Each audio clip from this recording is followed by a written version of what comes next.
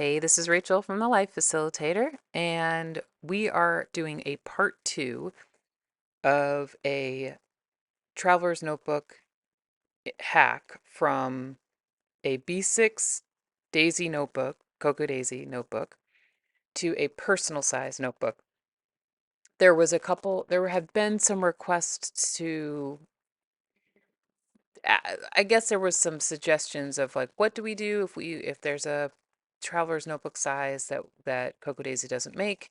And this is my attempt at saying like, you can hack it. And so in the first video, I showed how I folded the pages so that you don't lose the color block part if that is important to you.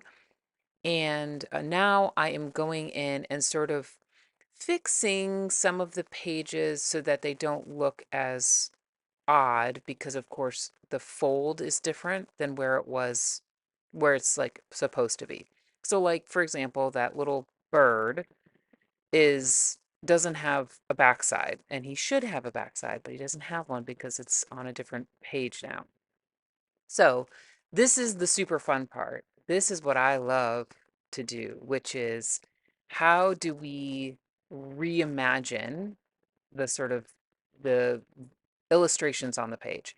And particularly so with a collection like this that has a lot of like big elements of illustration.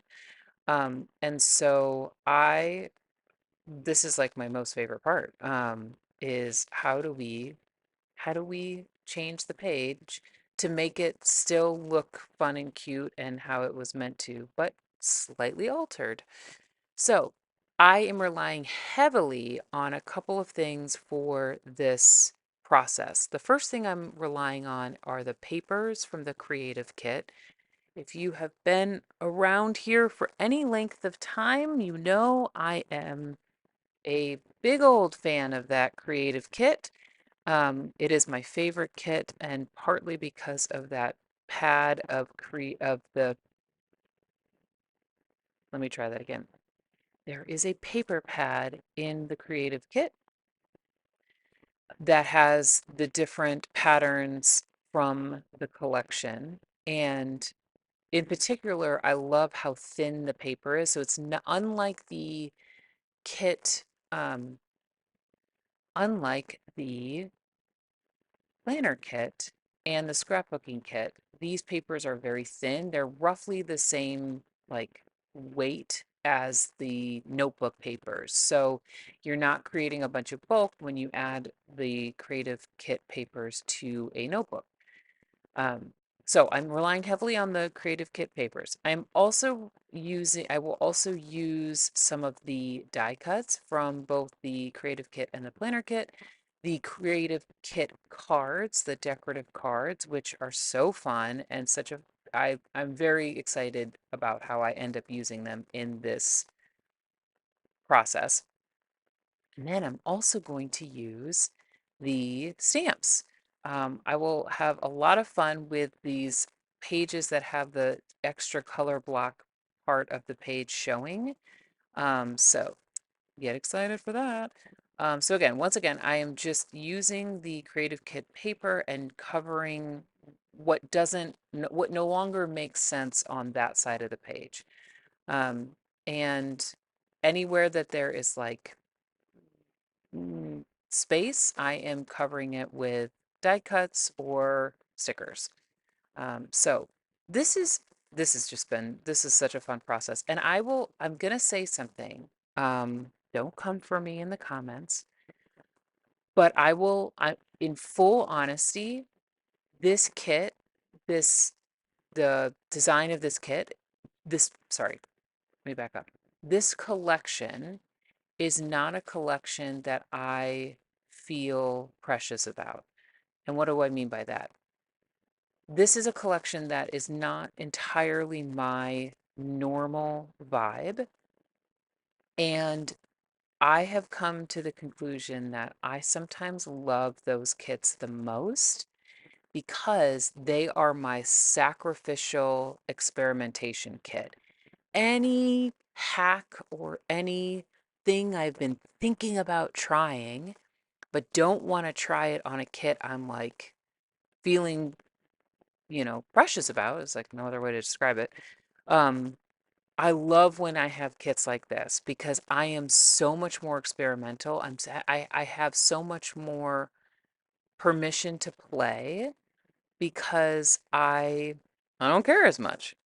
So I know I've said this in other videos, but I if you are somebody who gets Cocoa Daisy kits and there are months that you are not vibing with, my friend, get excited about the opportunity to experiment and play with that collection because you don't have to worry about mm, wasting anything because you probably weren't going to use it anyway.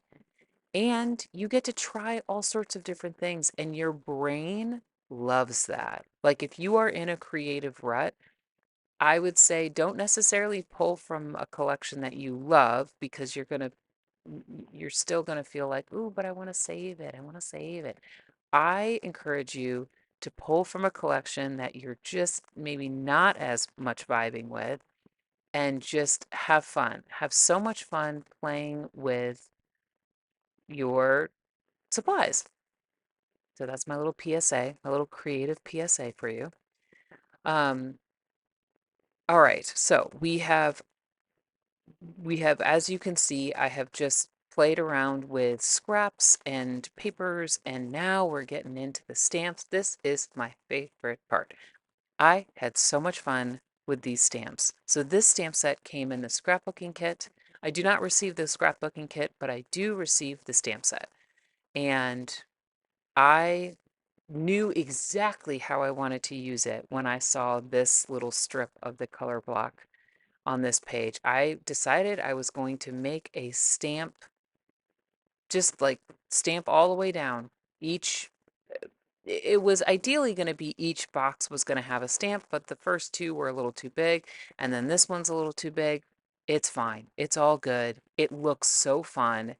I really like the black like contrast to the lighter colors on the page. I just think it's really fun. I'm going to attempt a little bit of masking. It didn't go the way that I thought it was going to. It's fine. Not a big deal.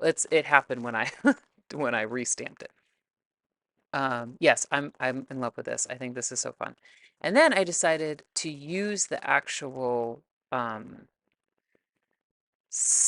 this is meant to be like it's a building stamp set where you have the postage stamp outline and then you can add some of these bits inside the outline. So I decided to do that with one of the stamped elements. And then I decided to just play around with the stamp, postage stamp as a border. And that was fun. And just a layering element.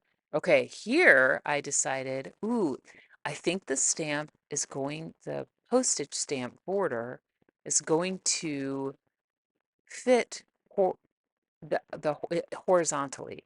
And then I remembered that I had these prompt stickers from the memory keeping sticker kit. And I thought, well, this would be fun to have each prompt I could fill in inside the postage stamp. And that is what I do. I think this will be so fun when I actually use this insert. It'll be so fun to fill in these little bits. Actually, did I already fill in? Oh, I remember what I did. Based on the prompt, I will go in and add stickers and die cuts that are sort of reminiscent of the prompt that is under it.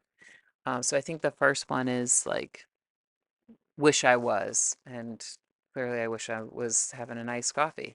The second one is excited for, and those fish look like they're having a good time.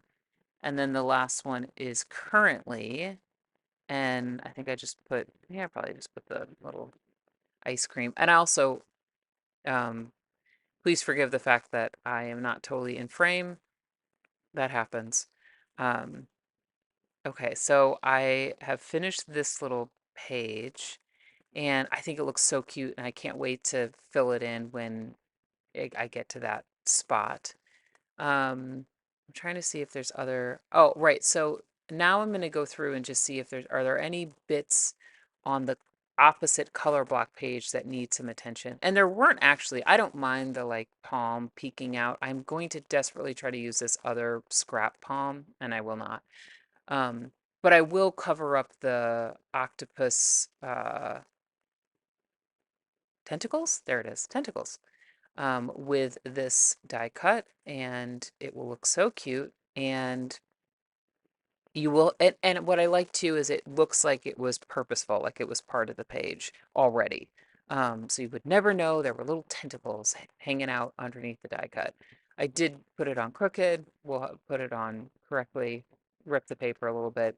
Again, it happens. It's like definitely not a big deal. Um, None of this is that serious, and so give yourself the permission to play and experiment. This was just a fun experiment, and I'm so glad you joined me. Here's a look of how the pages look all together. I did put this in the Cocoa Daisy personal size notebook cover. I included the Simple Daisy Dory cover page because I didn't have a cover page. And here we are. Here's how the pages turned out. So cute. Such a fun little crafty experiment. Um, Oh, also, PS, this would work really well if you are a B6 Slim person. You could do the same thing with the B6 Slim size. If you did not watch my part 1 video, please go do that. And thanks for watching, and I will see you in my next one. Bye!